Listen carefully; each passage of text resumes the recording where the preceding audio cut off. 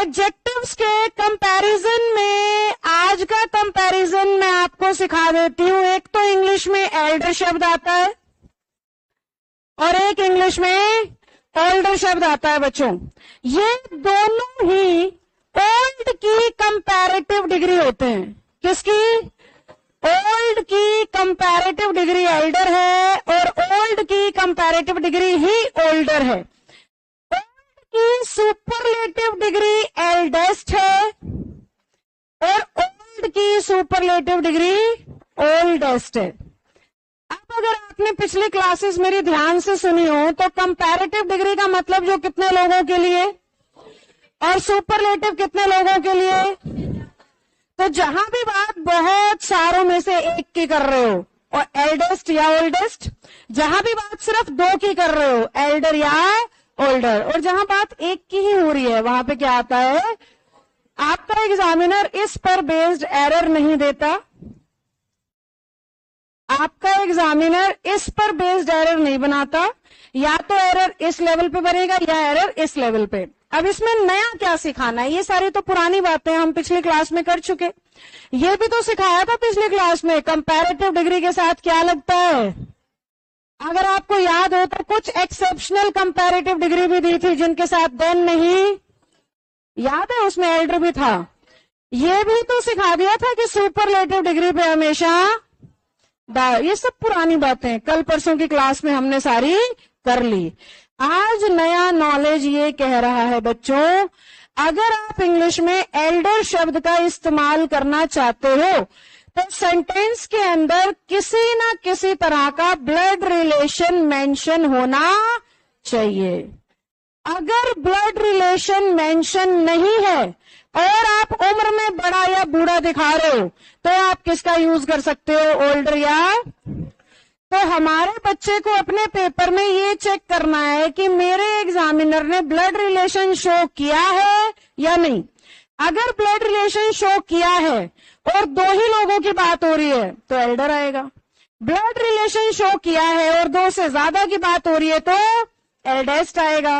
अगर blood relation show ही नहीं किया और बात दो की हो रही है तो उस केस में ओल्डर आएगा।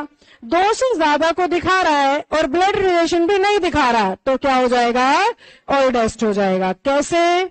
मैंने कहा she is older than her sister.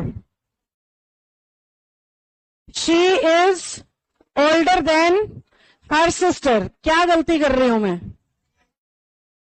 मैंने साफ साफ शी लिख के सिस्टर लिख के ये इशारा दे दिया कि ब्लड रिलेशन तो है।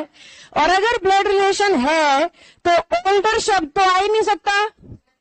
अगर दो में ब्लड रिलेशन है तो क्या आना चाहिए? एल्डर आना चाहिए। और एल्डर एक ऐसा शब्द है जिसके साथ देन नहीं लगता। क्या लगता है? तो सही सेंटेंस होगा she is elder to her sister. क्या आपको बात समझ में आई? अब बिल्कुल यही क्वेश्चन लिखूंगी, हल्का सा बदल दूंगी, ध्यान से देखना। शी इज एल्डर टू मी।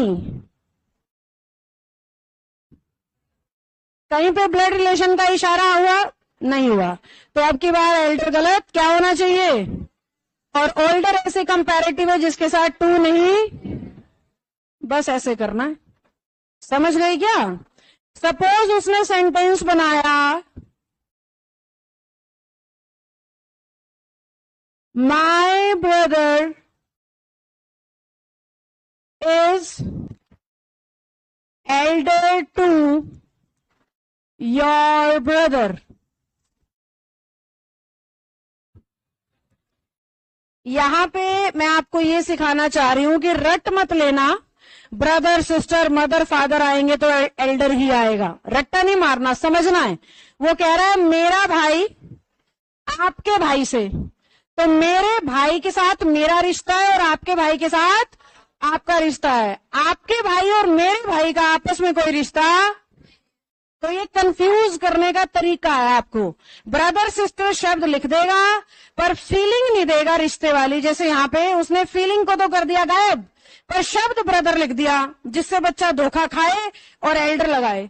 पर साफ साफ दिख रहा है जी, मेरे भाई की तुलना आपके भाई से हो रही है जिसका आपस में कोई ब्लड रिलेशन नहीं है। और ब्लड रिलेशन नहीं है यानी कि एल्डर शब्द का इस्तेमाल नहीं हो सकता और टू की जगह भी देन लग गया।